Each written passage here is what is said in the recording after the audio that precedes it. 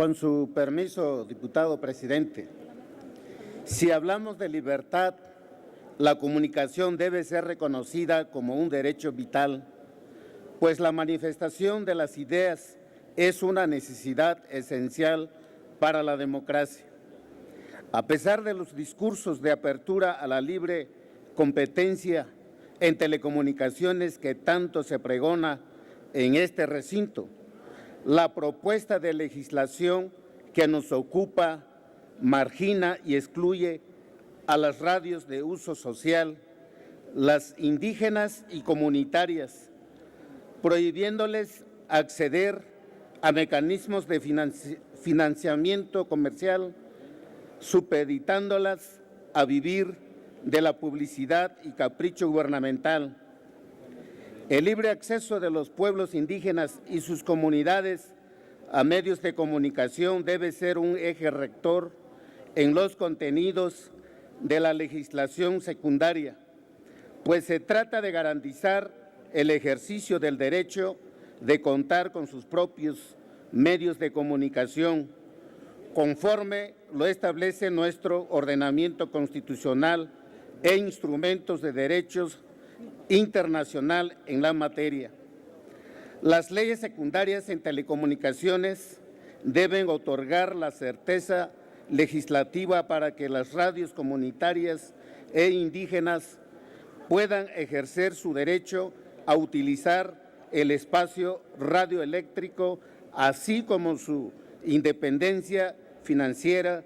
y editorial. Por lo antes expuesto, acudo a esta tribuna a fin de proponer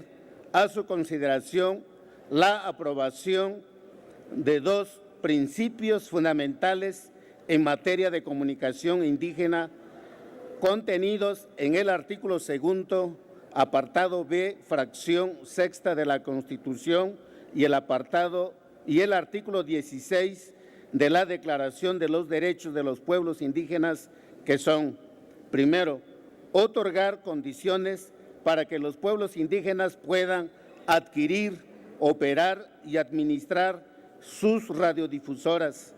Dos, la difusión a través del sistema público de radiodifusión del Estado mexicano, de la diversidad cultural del país y los derechos de los pueblos indígenas en consonancia con lo dispuesto en el artículo 2 de la Constitución Política de los Estados Unidos Mexicanos respecto a la naturaleza de la configuración pluricultural de la nación. Es necesario que en los contenidos de estas leyes secundarias se eliminen las restricciones para desarrollar con fortaleza en los pueblos indígenas y sus comunidades para instalar y operar sus propias radios comunitarias. Esto solo constituye el establecimiento de mecanismos mínimos para operar los derechos existentes en la materia. No hay razón alguna para establecer porcentajes raquíticos en una banda y un tipo de servicio en un segmento determinado. Esto va contra principios básicos en la regulación en telecomunicaciones. La experiencia nos muestra la importante contribución para ampliar la información que la asignación de espectro para fines sociales ha posibilitado, así como la incorporación de programación con contenidos indígenas que algunos concesionarios comerciales realizan, lo que ha permitido difundir la diversidad cultural y lingüística de nuestro país. Debemos crear las condiciones a través de la presente ley para que los medios comunitarios e indígenas participen en condiciones de equidad con respecto a los medios comerciales y públicos, creando las bases comunes y diferenciadas a su especificidad a las distintas clases de concesiones para resolver con imaginación y voluntad políticas las asimetrías existentes entre las mismas, propiciando un diálogo entre todos los sectores de la población, cumpliendo las disposiciones nacionales e internacionales sobre pueblos indígenas, lo que haría de ella un acto histórico de justicia social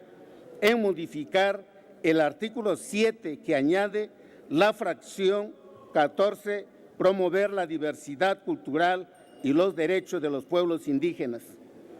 Y fracción 15, los demás principios que establece la Constitución Política de los Estados Unidos Mexicanos, de la Ley del Sistema Público de Radiodifusión del Estado mexicano. Muchas gracias por su atención.